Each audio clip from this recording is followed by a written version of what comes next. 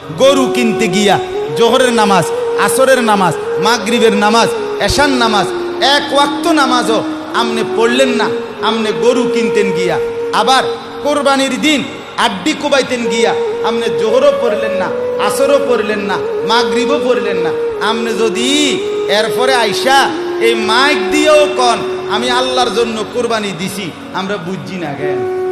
আমরা সিরিয়া খাই, আমরা সিরিয়া খাই। হ্যাঁ, আমরা অনন্য ভাত খাইছি, এই মাত্র ভাত খাইছি, আগে তো খাইছি, আজকেও তো বেশিক্ষণ হয়েছে না ভাত খাইছি। আমরা কি সিরিয়া চাবাই আমি বুঝি না কথা বলে।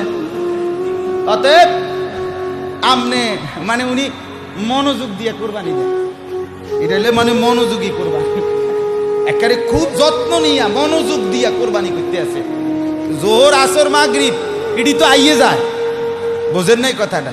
এটি তো কত শনিবার, কত রবিবারে, কত জোহর, কত আসর আইসে গেছে। আমি এই